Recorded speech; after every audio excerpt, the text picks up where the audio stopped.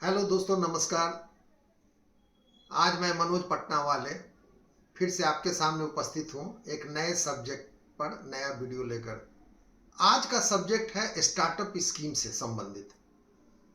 Startup क्या है, कैसे काम करता है, इसके क्या बेनिफिट है, इन सब बातों पर आज चर्चा करेंगे। तो चलिए शुरू करते हैं। लेकिन शुरू करने के पहले आप लोग से फिर से अनुरोध है कि आप लोग मनोज पटना वाले चैनल को सब्सक्राइब जरूर करें और साथ ही इस वीडियो को लाइक करें, शेयर करें और साथ में कमेंट भी करें। स्टार्टअप क्या है? स्टार्टअप एक ऐसा बिजनेस शुरू करना है जो इनोवेटिव हो, नई तकनीक पर हो, जो कि यूनिक प्रोडक्ट या सर्विस प्रदान करता हो। जनरली यह आइडिया हाई ग्रोथ से संबंधित होता है, पर इसमें कुछ चैलेंज भी होता है, जैसे फंडिंग का, कंपटीशन का, रेगुलेशन आदि का। स्टार्टअप को बढ़ावा देने के लिए सरकार ने 2016 से स्टार्टअप इंडिया स्कीम लॉन्च किया है, जो कि नए इनोवेटिव एंटरप्रेन्योरशिप को प्रमोट करता है।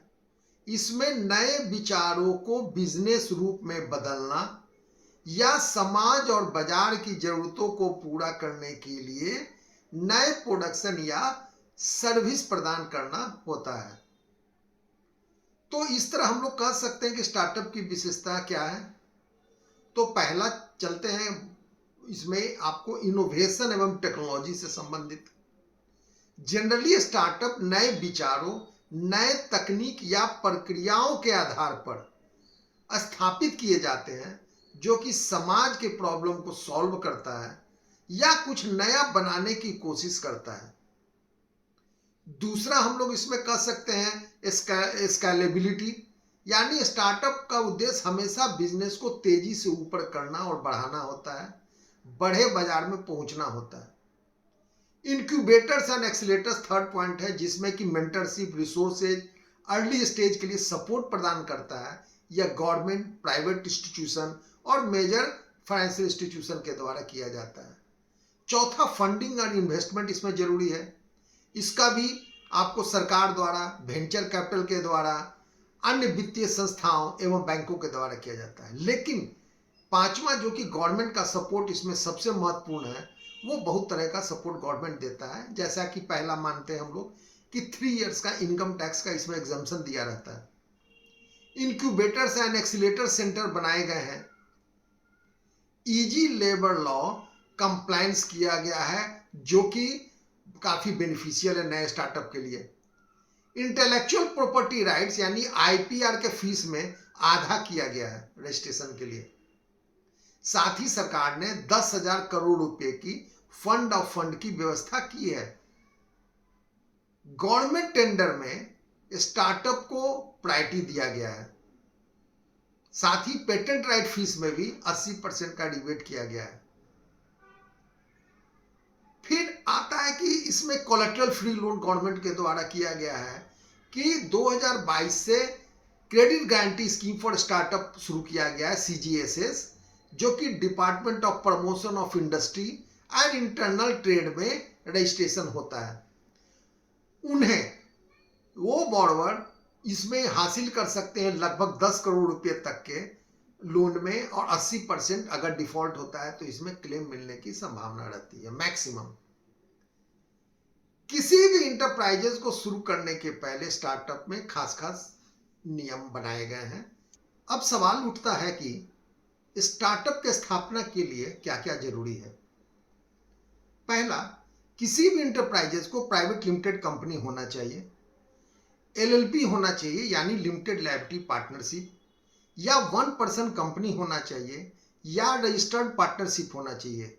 इसमें प्रोप्राइटरशिप नहीं चलता है। अगर प्रोप्राइटरशिप है तो उसे 1 पर्सन कंपनी में कन्वर्ट करना होगा। दूसरा है, कंपनी को स्थापित हुए 10 साल से कम होना चाहिए।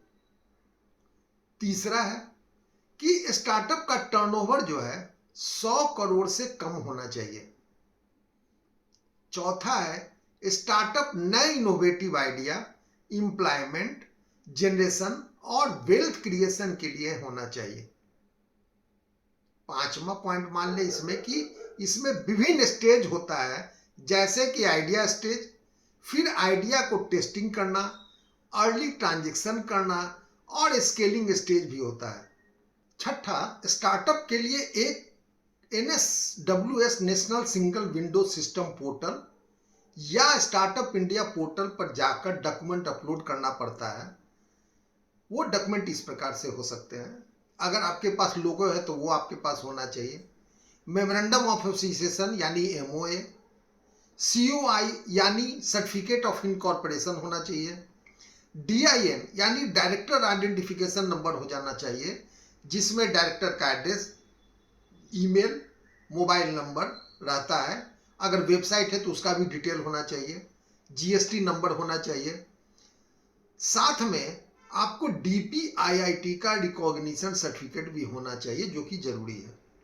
अभी तक 1,48,000 से ऊपर DPIIT रिकॉग्नाइज्ड स्टार्टअप इंडिया में हो चुके हैं, जिसके कारण 15.5 लाख डायरेक्ट जॉब मिला हुआ है और 114 से ज्यादा यूनिकॉर्न भी बन चुके हैं स्टार्टअप।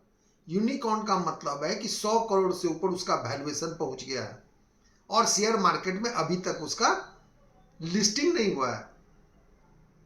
साथ ही विभिन्न बैंकों ने अपने यहाँ स्टार्टअप इंडिया स्कीम के लोन देने के लिए अपने यहाँ स्कीम बनाए हैं और स्टार्टअप को वो लोग फंडिंग करते हैं। तो स्टार्टअप अपने बैंकों से अपना उसमें बैंक से अपना जाकर वो स्टार्टअप के लिए अपना लोन के लिए अप्लाई कर सकते हैं। तो इस प्रकार हम देखते हैं कि स्टार्टअप इंडिया जो स्कीम जब से शुरू हुआ है काफ़ी प्रोग्रेस हो गया है और 114 से ज़्यादा यूनिकॉर्न भी बन चुके हैं। तो ये अभी और भी बढ़ता चला जाएगा, सरकार इसमें काफ़ी प्रतिबद्ध है। तो दोस्तों, ये था आज का स्टार्टअप इंडिया से संबंधित, स्कीम से संबंधित चर्चाएं। अगले वीडियो में मैं नए सब्जेक्ट पर फिर से आपके सामने उपस्थित होऊंगा। तब तक के लिए नमस्कार, धन्यवाद।